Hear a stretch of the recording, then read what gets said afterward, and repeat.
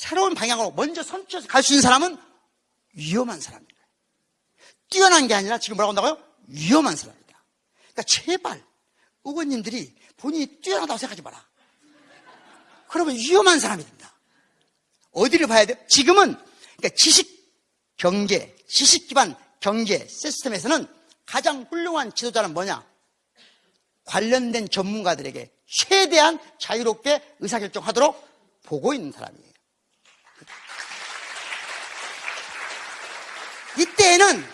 이때에는 여러분들은 혹시 80년대 후반에 김대중, 김영삼 합의 안 될 때 87년에 보라매 공원 오신 분들, 보라매 공원 때 있었던 사람 들어보세요.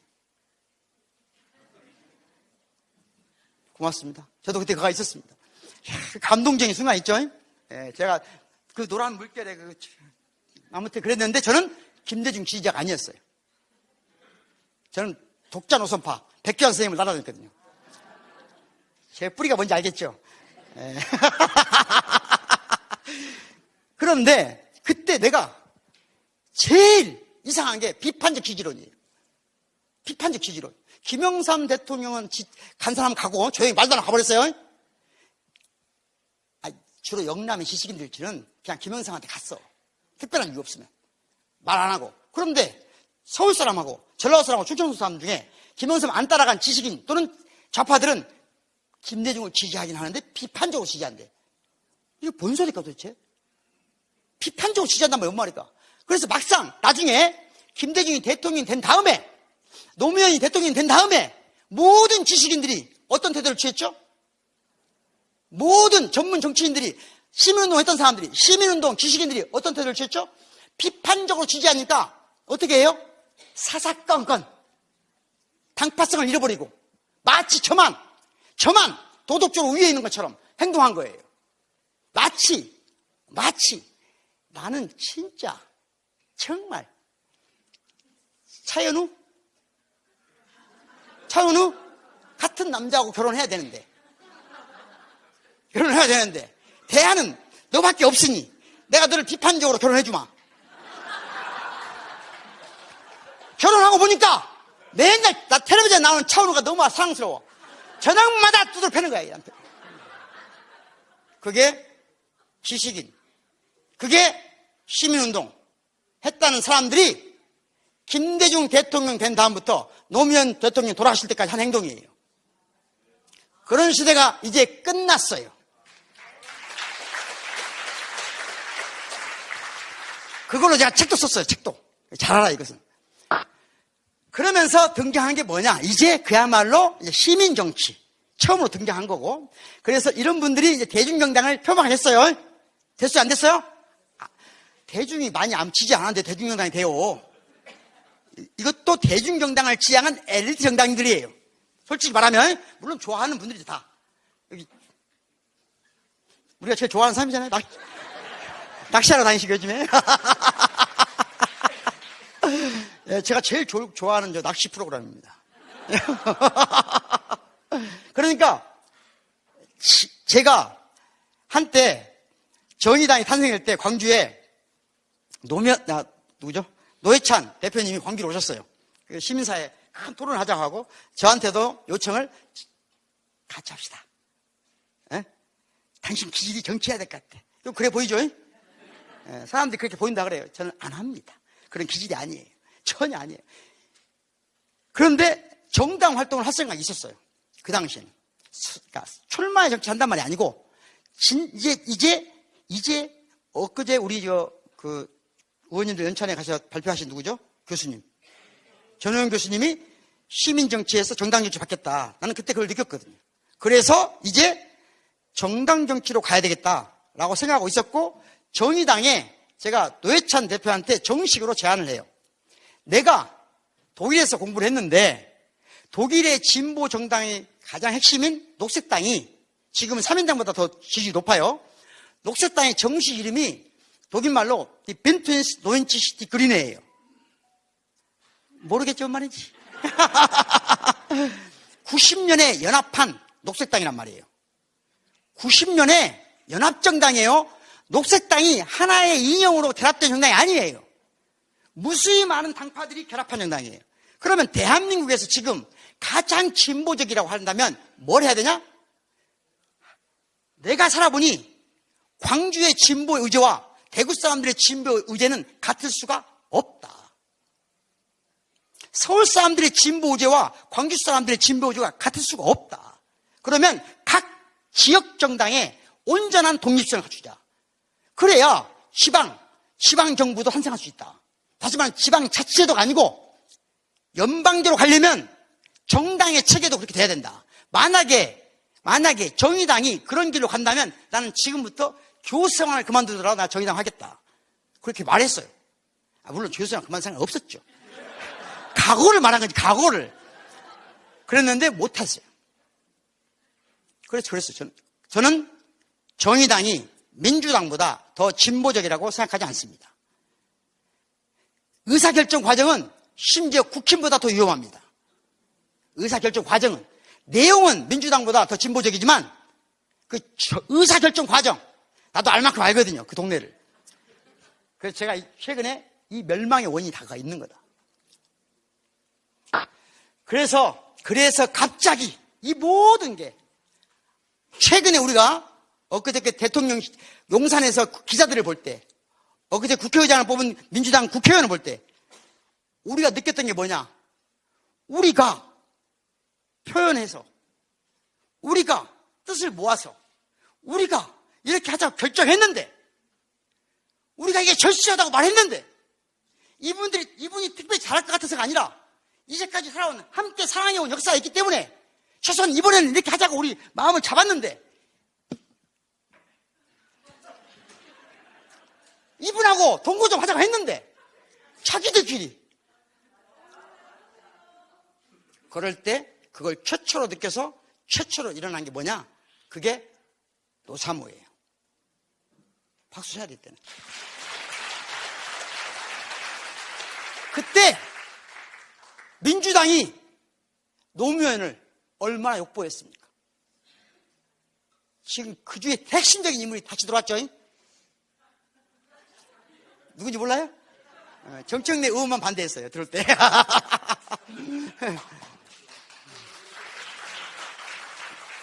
하여튼 우리 편이니까 박수는 쳐줘야 되지만 항상 조심해야 되는 그분이에요. 기준이 달라. 자, 그때 시민들의 뜻을, 민주당 지지자들의 뜻을 꺾으려고 온갖 노력을 다하신 분들이 민주당 국회의원들이었어요. 그것에 열받은 사람들이 뭉친 게 뭐예요? 노사모예요.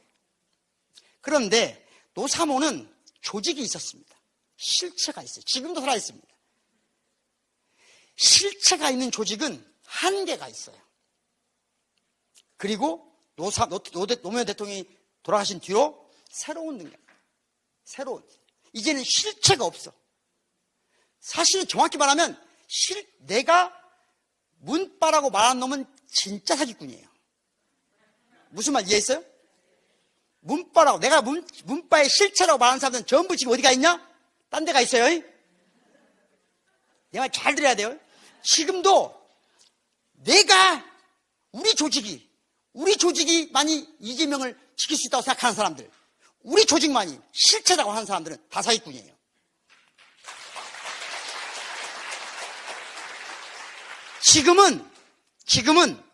지금은 실체는 없지만 작동하는 현상의 시대예요. 무슨 말 이해했어요? 실체는 없지만 작동해요. 오늘 누가 여기 조직했어요?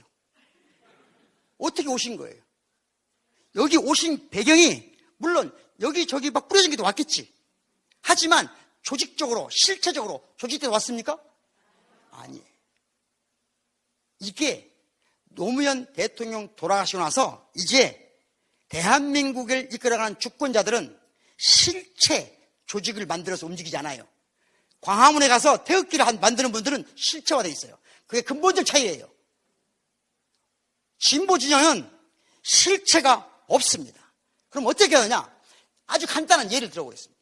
여러분이 살아있는 정신이 있다면 지난 3개월 동안 또는 6개월 동안 지금 정신 상태에서 좋다는 말은 고양이가 우는 소리를 들어봤어요? 어디선가 고양이 우는 소리를 들어봤어요? 안 들어봤어요? 안 들어봤다면 지금 상황이 안 좋은 거예요. 대한민국은 도시 어딜 가나 심지어 시골을 가더라도 아픈 고양이 소리가 들립니다. 안 들린다는 건 네가 쥐가 먹은 거예요. 정치인 의원님 당황한 것 같은데요. 그래서 내가 갑자기 우리 마을에 고양이를 봤는데 너무 안타까워. 어떡하지? 우리 학교에서 고양이를 봤어. 안타까워. 어떡하지? 막 가게 가서 소시지 사고 뭐 사고 갔는데 없어졌어. 어떡하지? 학교 커뮤니티에 들어가 봐요. 그러면 걔는 이미 이름이 있어. 관리자가 있어. 지금 현 상태가 지난 6개월 동안 상태가 다 써져 있어.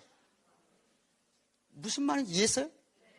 사안이 생기면, 누군가 고통받는 존재가 생겨나면 그 존재, 그 고통받는 이름을 빼앗긴, 언어를 빼앗긴 존재의 언어가 되고자 해서 그 이유만으로 뭉친 사람들이 보이지 않는 곳에서, 보이지 않는 방식으로 연결돼서 협조해서 함께 그 고양이를 지켜나가는 것이 우리의 민주주의예요.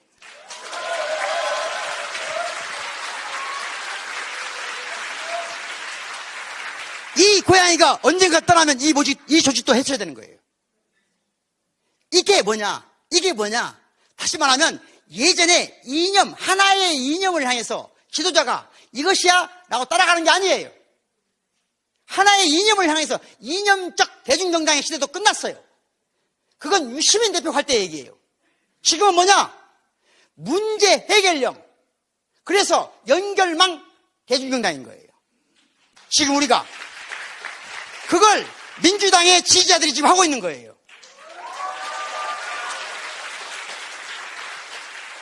그걸 이해 못하니까 이런 사태가 벌어지는 거예요. 그걸 이해 못하니까. 아무것도 이해 못하니까. 알겠죠? 그래서 진정한 주권자는 뭐냐? 문제를 해결한다 할 때 문제를 찾는 사람일까요? 푸는 사람일까요?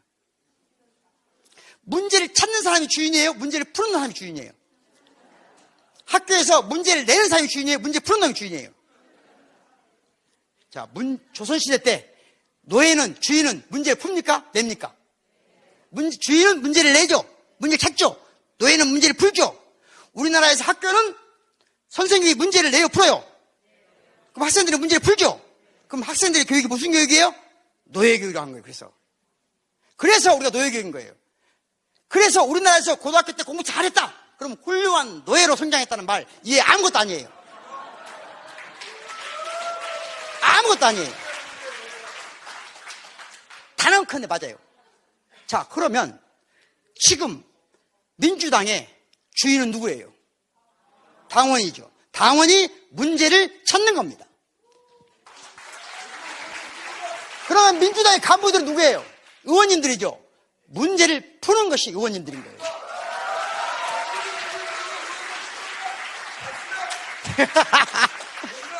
제가 약간 좀 흥분한 것 같죠? 너무 흥분하면 안 되니까. 그래서 가장 역경하는 사람은 뭐냐? 공론장에, 예전에는 공론장이 뭐예요? 자기를 권력자들이 과시하는 곳이에요. 그게 과시적 공론장이라고 그래요. 전통적인 사회에서는 과시적 공론장이에요.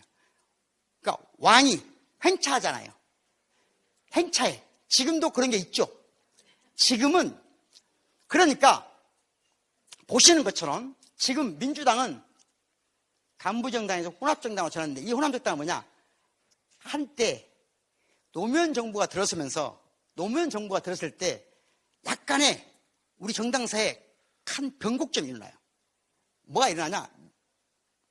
노무현 대통령이 참여정부, 깨어있는 시민대 조직된 이런 것도 주장하셨지만 사실 내부적으로는 또 뭐가 있었냐? 당시 뭔가 우리의 정치체제가 독일식으로 따라가던 것은 아닌 것 같다. 약간 미국식 체계가 지금 더 효율적이지 않나? 라고 하는 미국에서 정치학을 공부하고 온 사람들이 계속 쑤셔넣으니까 민주당이 원내정당을 지향하게 됩니다. 왜 그러냐? 왜 그때 설득력이 있었냐? 너무 복잡한 거예요. 국회에서 해결되는 문제가. 그 당시에는 의원님들이 시민사회 운동하다가 주로 오신 분들이기 때문에 이 복잡성을 감내를 못해. 그런데 전문가들이 쭉 포진시켜 보니까 이게 잘 돼. 아, 그래. 밖에 나가서 막 떠들고 시민들하고 결합하고 이런 것보다는 의원실을 전문가 집단으로 바꾸고 그 의원 내 효율적인 그래서 원내 총무가 아니고 원내 대표가 되신 거예요. 그때.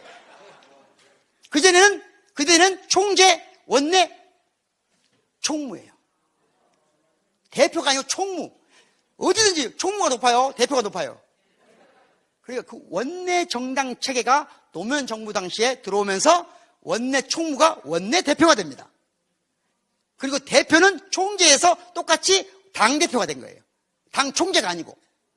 한쪽으로는 진보적이었지만 한쪽으로는 엘리트화 된 거예요. 아까 복잡성이 증가했다고 했죠? 복잡성이 증가하니까 시스템을 강화하는 측면에서는 맞아요. 그런데 한쪽만 맞고 한쪽은 틀린 거예요. 다시 말하면 그때부터 민주당이 이상한 방식으로 변질되기 시작해요. 그것이 뭐냐? 전문가 엘리트 집단. 다시 말하면 미국의 정치 엘리트화는 정치 엘리트 가문이 숙성하는 거예요. 우리나라는 다행히 정치 지형에 엘리트 가문은 없어요. 우리는 그걸 인정하지 않아. 대한민국 사람들은 김대중 자식이면 안 돼. 김영삼 자식 안 돼. 그런 거 필요 없어. 우리는 그게 안 돼요. 대신 그들과는 다른 방식으로 우리가 엘리트가 됐는데 뭐냐? 바로 정치공학 전문가들이 정당과 의회를 지배하기 시작한 겁니다. 그리고 민주당도 거기에서 한치도 틀리지 않아요. 그리고 지금 그때 정치를 시작하신 분들이 가장 위험한 사람들이에요. 그때 정치를 시작하신 분이. 그때 학생운동 하다가 그때 의원이 돼서 이게 진보의 길이라고 생각하고 원내 중심정 체제의 중심이 됐던 분들, 그래서 3선, 5선 하신 분들, 그분들이 지금 원내 정당 시스템을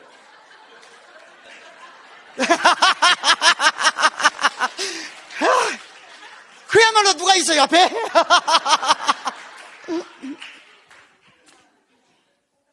그래서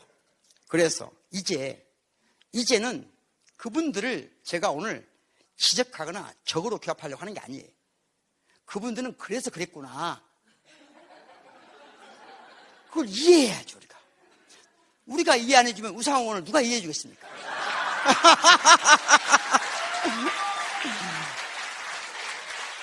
우상호 의원을 적으로 만들지 말자. 다시 한번 박수 쳐주세요. 우상호도 이인영도 지금 왜 그런 선택을 하는지는 우리가 알겠다 이제. 그러니까 앞으로는 네가 우리를 이해해야 된다.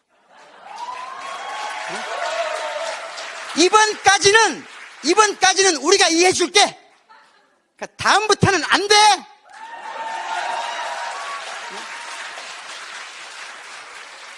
공부 더 해야 돼요. 자기가 알던 게 전부라고 생각하시면 안 돼요. 그래서 제가 가장 솔직히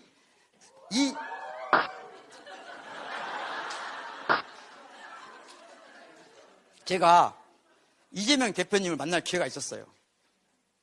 대표께서 나한테 뭔가 말을 해보라고 하더라고요.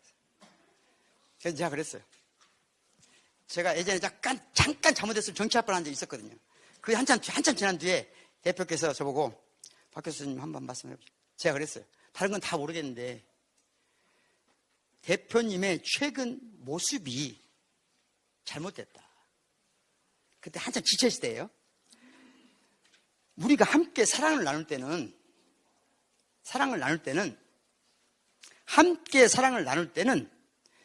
일방적으로 계속해서 병수발을 들면서는 사랑이 식는다. 내가 병수발을 들고 있는 동안에도 당신이 차도가 있다는 느낌이 있어야 된다. 그래야 사랑이 오래 간다. 우리도 이제 대표님한테 위로받고 싶다. 어떤 위로? 대표님이 직접 우리한테 위로해란 말이 아니다. 대표님의 얼굴 표정이 좋아지면 우리가 위로받는다. 그게 제 진심이었어요. 진심이었고 나는 이분이 우리를 이렇게 크게 위로할 줄은 몰랐어요, 사실. 아마도 대부분의 사람들은 제가 광주에서 좀 진보적이다 생각하는 친구들하고 술 한잔 먹어봐요.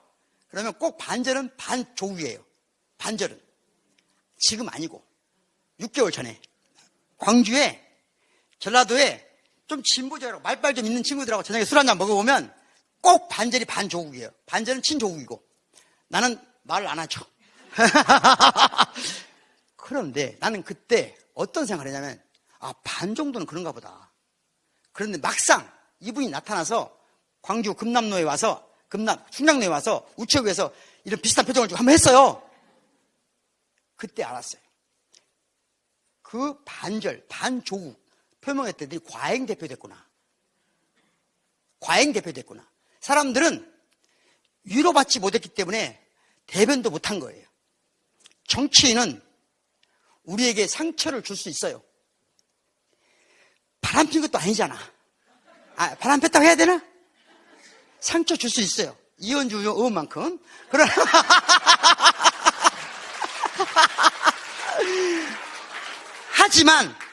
하지만 다시 돌아와서 우리에게 위로를 주면 진정한 사랑은 다시 시작되는 거예요.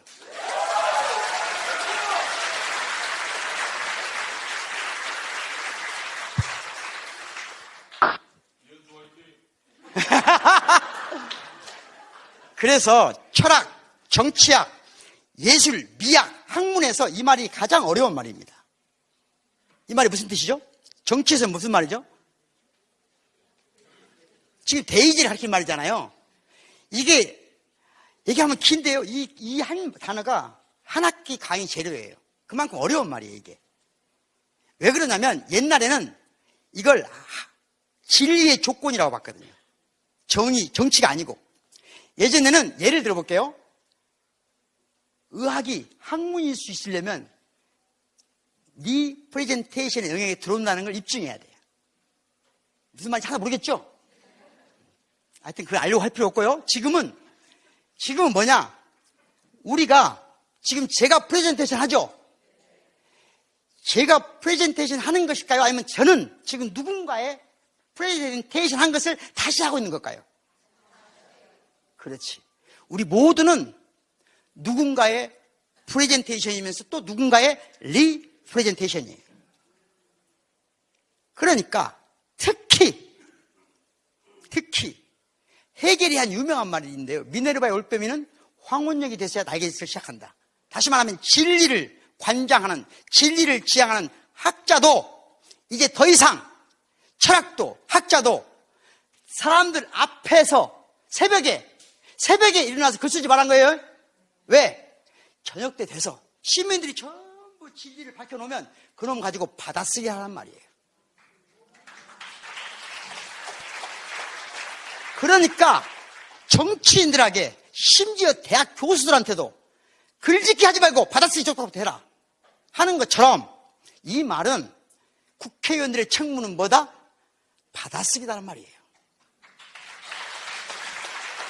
이걸 유리겐 하버마스라는 독일의 최고의 지성이죠. 2000년 지난 세계 역사에서 가장 위대한 영향력을 미친 사람 중에 한 사람으로 모두가 인정하는 사람이에요. 물론 유명한 사람들끼리만. 그런데 그분이 한 유명한 말이죠. 다시 말하면 전통적인 권력과 지금 권력의 차이가 뭐냐 이거죠. 막스 베버라는 사람 들어봤나요? 막스 베버가 규정한 권력이란 예를 들고 있습니다. 저 뒤에 끝에 이렇게 컵 들고 계신 분. 예. 손 우리 모두를 사랑한다고 해주세요. 손 들지 말고 사랑한다고. 자, 박수 한번 쳐주세요. 저분이 하기 싫었는데 내가 저렇게 하게 만드는 걸 권력이라고 생각했어요. 여러분이 박수 치기 싫었는데 어쩔 수 치는 경우가 많죠? 치기? 이런 걸 권력이라고 합니다. 다른 말로 하면 다른 사람의 의지에 반해서 자신의 의지를 관철시킬 수 있는 힘. 이걸 조금 더 어려운 얘기를 하면요. 너를 살게 할 수는 없지만 너를 죽일 수 있는 것. 너를 도와줄 수는 없지만 너를 힘들게 할 수 있는 것. 그걸 전통적인 의미에서 권력이라고 했어요. 자, 그건 오늘날의 현대 20세기 말에 한나 아렌트, 유리겐 하버마스를 비롯한 모든 정치 철학자들이 또 철학자들이 학자들이 그건 20세기에는 폭력이라는 게 등록된다. 다른 사람의 의지에 반해서 내 의지를 관철시키려고 하는 것은 뭐라고요? 폭력이에요. 그래서 수업 시간에 선생님이 답변해봐. 선생님 하기 싫은데요. 해보라니까? 이러면 인권 침해입니다. 진짜예요. 국가인권위에서 이걸 인권침해로 봅니다. 이해했나요? 더 이상 이건 권력이 아니에요. 선생님의 권력이 아니에요. 폭력이에요.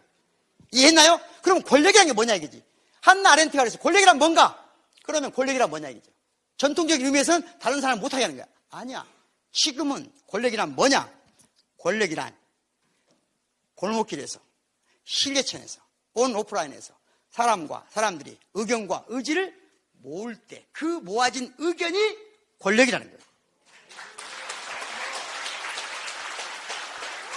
그걸 전문적인 용어로 의사소통적 권력이에요.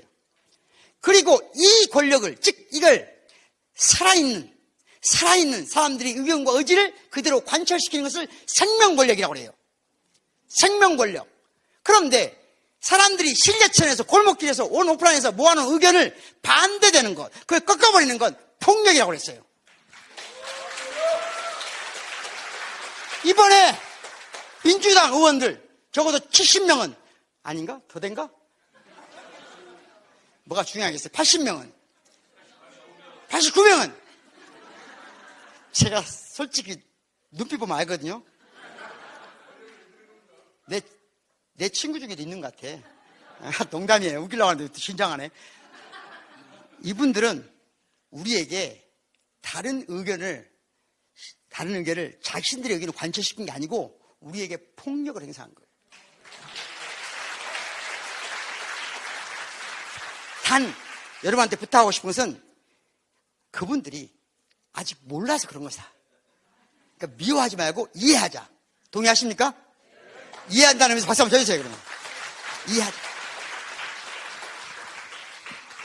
다음번에 한 번 더 그러면 그때는 우리가 점령한다. 그때는 민주당은 파괴됩니다. 다시 말하면 위험해진다. 이런 말씀들 하셨어요. 우리가 내가 추미애 만나보니까 그때 복잡해. 너도 모르잖아. 너 추미애 알아? 내가 같이 의원생활도 하고 내가 많이 알아. 그런 얘기하는 사람이 가장 나쁜 사람들이. 또는 제일 아까 내가 우리 우상호 의원 잠깐 얘기했는데 다 알죠?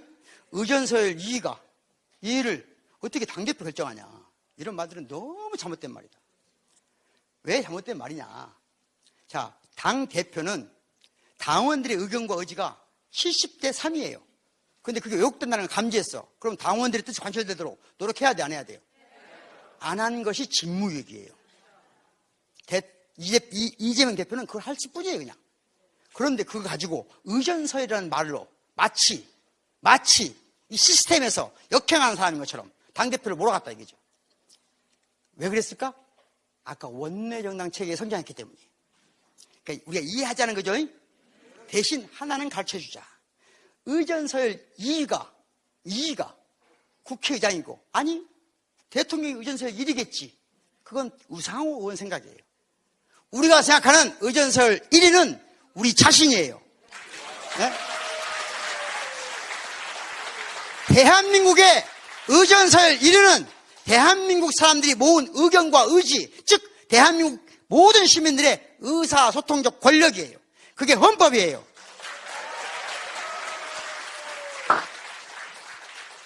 그래서 이런 말 한다면 추미애 믿을 수가 없어. 이거 이재명은 아무 해도 안 돼. 이렇게 쏙닥거려. 이게 이화영 대표한테 검찰이 했던 말하고 뭔 차이가 있어요? 이화영 부시장한테 검찰이 가서 그래요. 아이 불어. 살짝 얘기만 해줘. 그 이재명 대표한테 아무 해도 안 돼. 이런 식으로 전문가들이 합치고 얘기하는 것 이제 끝내야 된다. 만약에 나는 그렇게 생각해요. 만약에 정말로 추미애 의원보다 예를 들면 우원식 의원이 더 나을 수도 있잖아요. 나는 그렇게 생각할 수 있잖아요. 그러면 공개적으로 말을 해라. 그럼 토론하면 되잖아요. 말하지 않고 이런 방식으로 의견과 의지를 국회의원들끼리 모은다? 그것은 악마의 혀다.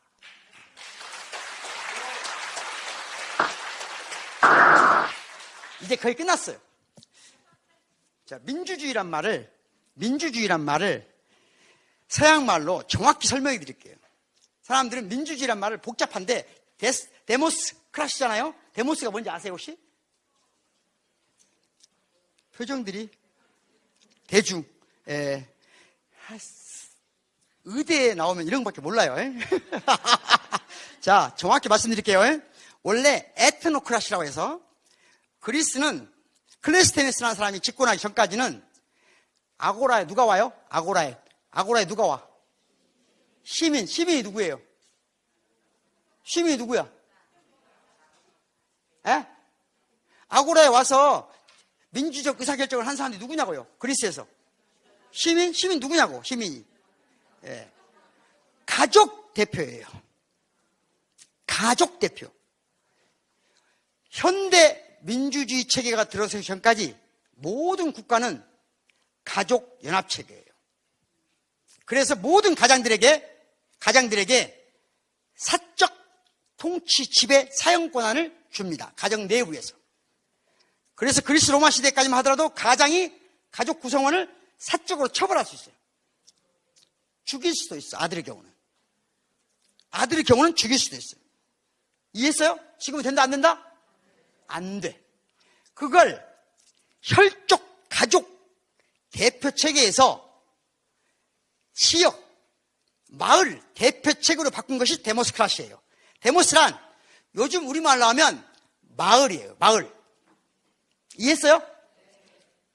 그보다 더 중요한 게 뭐냐? 그러면 고대 그리스의 위대한 철학자 소크라테스가 나오는 플라톤이 법률이라는 책의 마지막에서 이런 논리를 내요. 이 세상에 마땅히 지배할 수 있는 사람과 마땅히 지배당해야 하는 사람이 나눠진다. 7가지 원칙을 말해줘요. 예를 들어보겠습니다. 아버지와 아들이 있어.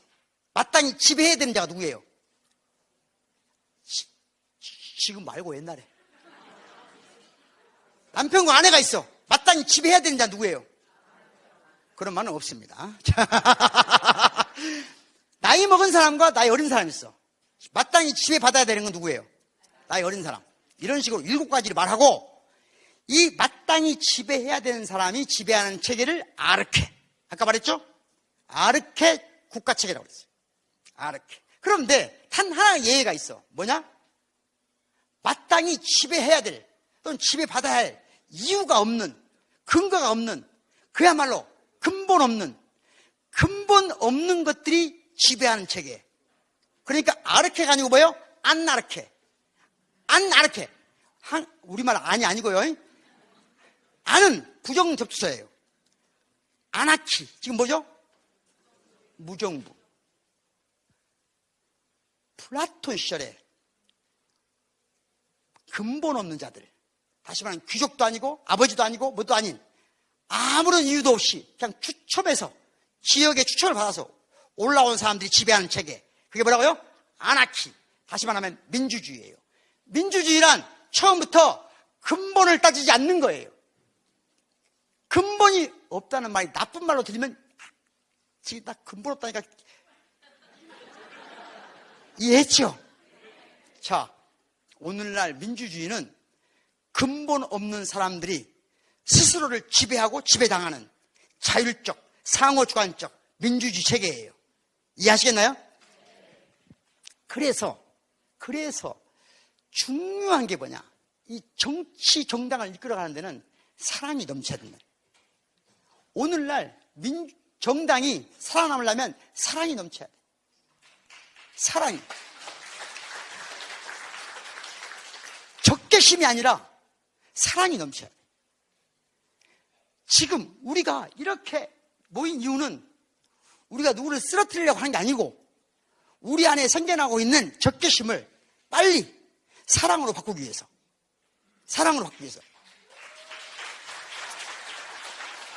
현대 과학에서는, 양자 물리학에서는 시간은 흐르지 않습니다. 현재, 과거, 미래가 몰라요. 없어요. 그런데 현재, 과거와 미래를 알 수 있는 단 하나의 기준이 있어요. 뭐가 있냐?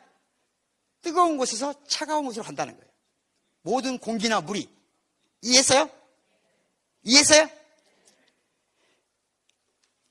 시민들이 뜨겁게 모아놓은 의지가, 냉혹하고 냉철한 의원들의 전문성을 녹여가는 것이 미래의 정치 시스템이에요. 거꾸로 의원들의 뛰어난 전문적 냉철한 사고력이 시민들을 압도하고 짓누르는 시대는 과거로의 퇴행이에요. 그 퇴행을 막으려면 우리가 지금 이 차가운 의원들을 미워하면 안 된다. 어떻게 한다? 사랑으로 감싸주자. 에? 사랑으로 감싸주자. 그러나 언제까지 우리만 사랑할 수는 없다. 그러니까 있잖아, 정신 좀 차려라. 에? 얼굴 좀 피고 하고 싶은 말 있으면 하고 떳떳하게 나 이 사람 찍을게 봐줘. 대신 내 이런 이유가 있어. 그러면 사랑할 수 있잖아요, 서로. 네가 너가 아무리 사랑하려고 해도 옆집 남자가 더 멋있네. 어떻게? 인지 왜곡을 벌리지 않고 우리가 한잔 술 한잔 먹고 그래 다음에 나자 기회하면 줘? 그러면 되잖아. 이래야 된다. 그렇지 않으면 이게 마지막 김대중 대통령이라고 노무현 대통령한테 서운한 게 없었겠습니까?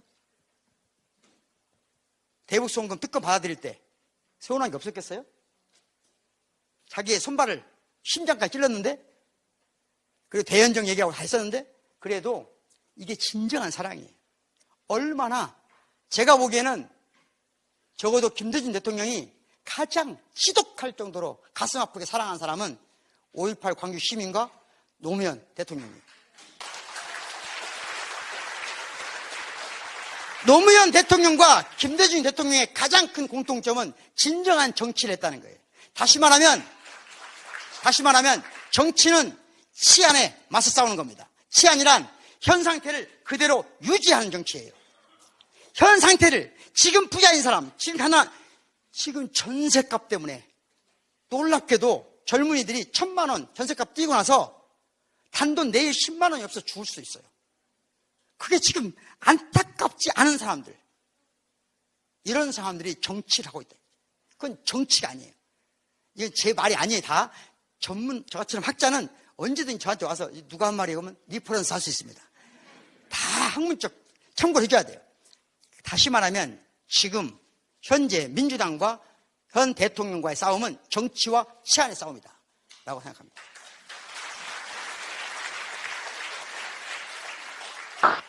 마지막으로 파울 끌레의 새로운 천사라는 작품이에요. 천사가 이렇게 생겼나요? 천사를 예쁜 흰 날개를 생각하는 사람은 아직 유아적인 거예요. 천사, 여러분에게 가장 아름다운 천사는 엄마나 아빠 아니에요? 아니에요? 그리고 엄마 아빠가 예쁘게 생겼어요? 이렇게 생겼어요? 다시 말하면 유명한 말인데요. 항상 미래의 천사는 항상 괴물처럼 다가온다. 그게 의원들이 지금 본 미래의 천사, 괴물처럼 보이는 것.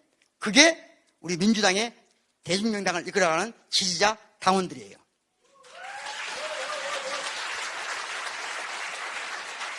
당신들이 보기에는 괴물처럼 보일 수 있다. 근데 그가 지금 민주당의 미래의 천사다 하는 걸 꼭 말씀드리겠습니다. 제가 지난 마지막 칼럼 쓸 때, 이제 칼럼을 10년 동안 쓰니까 너무 힘들어서 경향신문에 마지막 칼럼 보낼 때쯤에 선거가 막판이었어요. 그래서 내가 얼마나 나가서도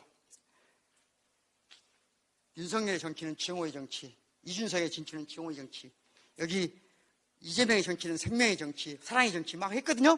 그러면서 마지막 이런 말 했어요. 증오의 밭에서 꽃은 피지 않는다. 그런데 대통령이 돼버렸네? 그래서 어떡하지? 증오의 밭에 꽃이 안 핀다고 하는데 꽃이 폈다고 생각할 것 같은데? 그래서 다시 맞는 말이에요. 증오의 밭에서 꽃은 피지 않는다가 아니라 증오의 밭에서 핀 꽃은 빨리 진다.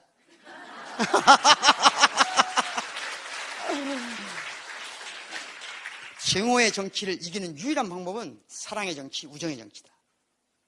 우리가 지금 필요한 것, 민주당을 지지하는 진보적인 시민들이 필요한 건 이제 정말로 우리가 우정의 정치의 표본을 보여줘야 된다. 이렇게 생각합니다.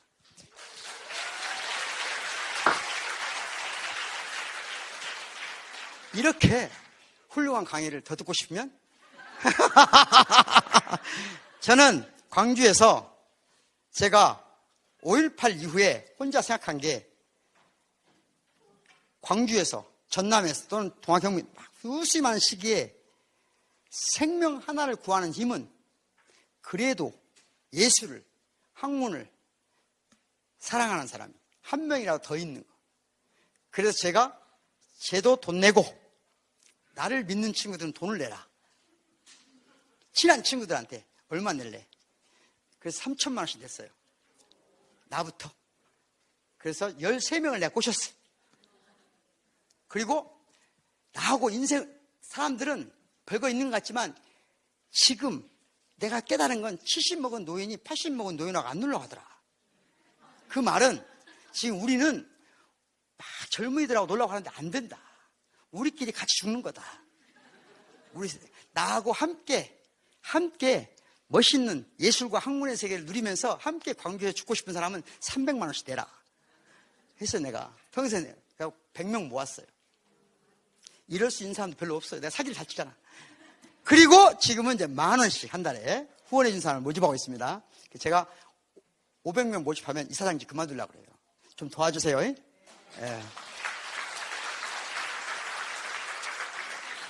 자, 이제 제 강의를 마무리하겠습니다. 오늘부로 우리 민주당 내에 우리하고 다른 판단을 했던 의원들을 이해해주자. 동의하십니까? 네. 박수 한번 쳐주세요. 그리고 우리하고 함께 하도록 또 우리한테 위로받으려고 하지 말고 우리를 위로하는 정치인들에게 앞으로는 더 뜨거운 박수를 보내주자. 고맙습니다.